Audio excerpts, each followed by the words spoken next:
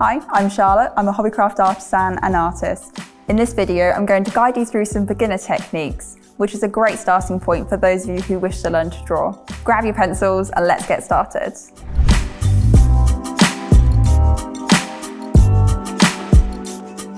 If you enjoyed this video, subscribe to the Hobbycraft channel and click the bell icon to be notified of new content. Within drawing, there are many different shading and mark making techniques you can use in order to capture your subject. I will be showing you spheres to demonstrate. For these demos, I'm using an HB pencil to start before using a 2B, 4B and 6B pencil. First is shading in circles in order to build up the shadows. When you are shading, think about using light pressure to start and overlap the circles lots. This creates a very even shaded effect.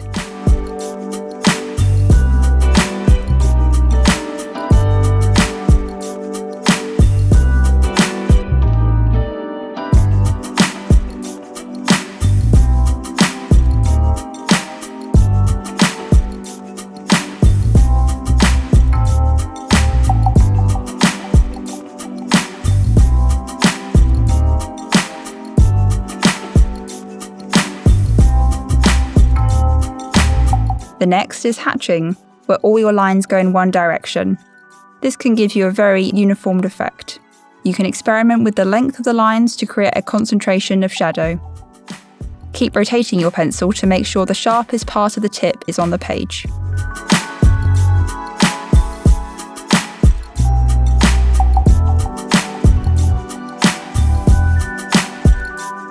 You can use a putty rubber to clear the top layers of your image to intensify the highlights.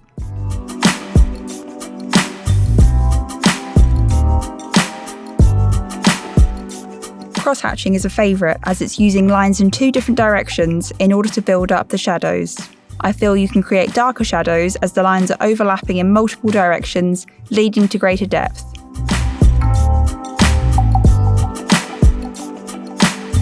Cross-hatching produces the darkest shadows out of all of these methods of shading due to the lattice of overlapping marks.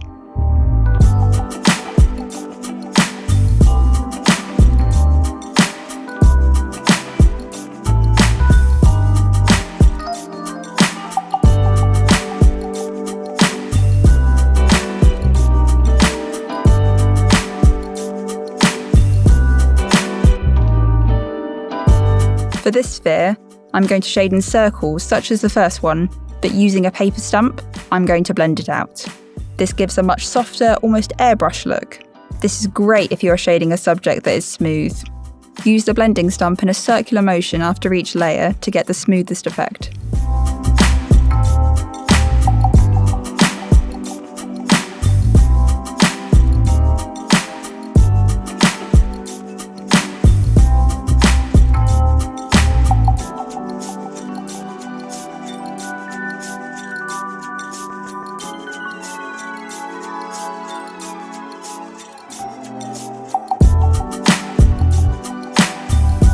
Directional lines can be tricky to do at first, but I think they can make your subject look really three-dimensional. Think of an orange with segments and how they all lead to the middle at the top. This is what we're aiming for when shading this sphere.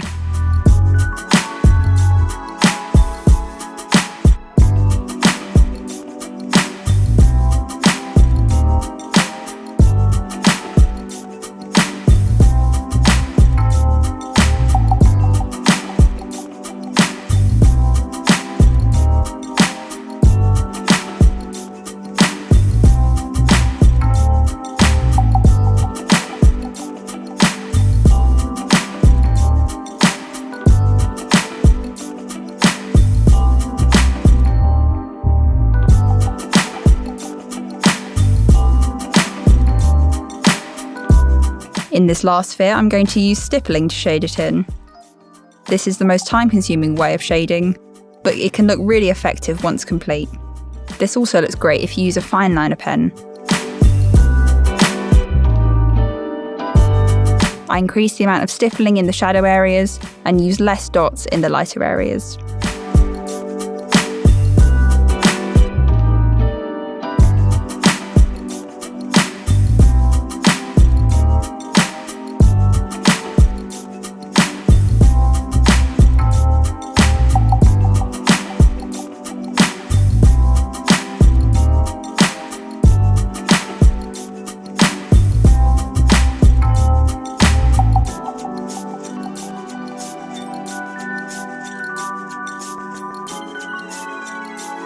I'm using my HB pencil in circular motions to map out where I want the light and dark to be on the sphere. In this case, the light is coming from the top right corner.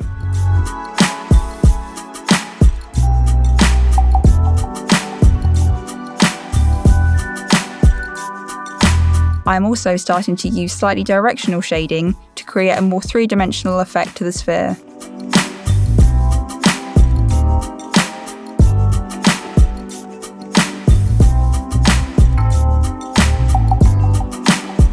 I'm now mapping out where the car shadow is using horizontal shading. This is important, as if you shade vertically, it could look like the object is falling down a hole. Use your fingers to soften the car shadow and to smooth out the sphere before going back with a darker shade. In this case, I'm using a 2B.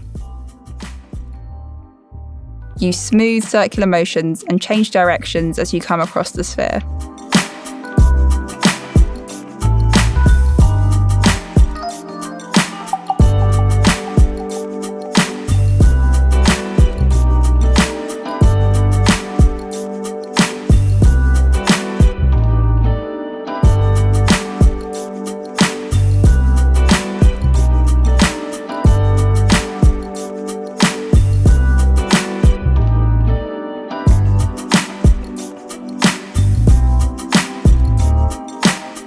Make sure to pay close attention to where the core shadow is, where it's darkest, as well as the reflected light, which causes there to be a slightly lighter area near the bottom of the sphere as it reflects the light from the surface.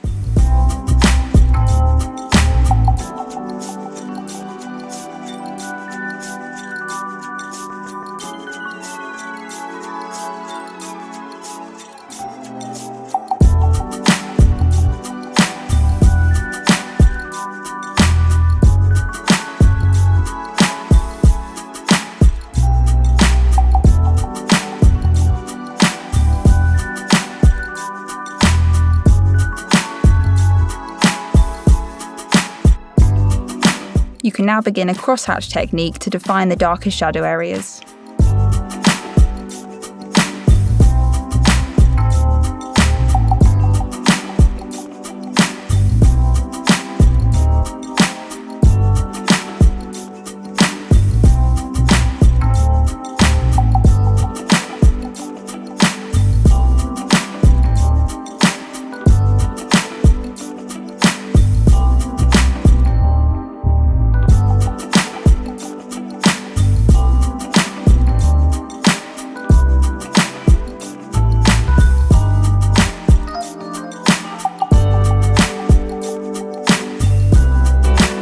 When you're happy with this, you can start darkening these areas using a 4B or a 6B pencil in order to make sure there is enough contrast to the piece.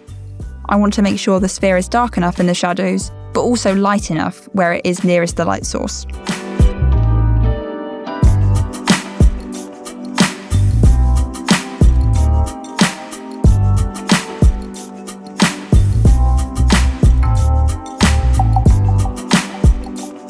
For the edges of the sphere, it shouldn't just be a solid black line. Instead, you can use shading to blend out this edge. I can also make the edge of the sphere pop out by shading darker behind it, using hatching shading. This also makes a clear difference between the wall behind the subject and the surface it's sitting on.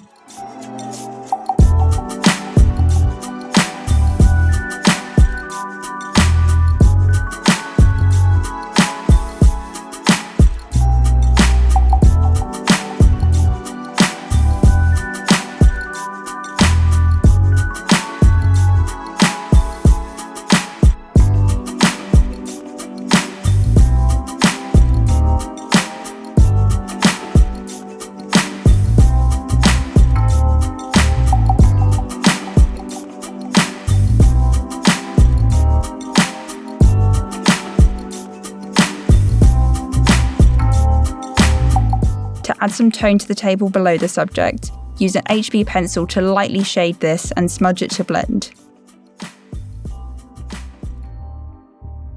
Finally, you can use a putty rubber to clean up any unintentional marks and also to add in any additional highlights.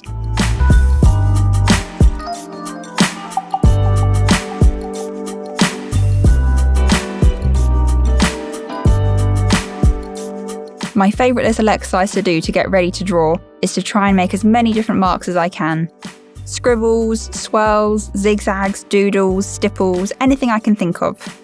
A pencil can make so many marks, and in order for you to be able to capture all the different textures and details on a subject, it's important to refresh all the different marks you can make.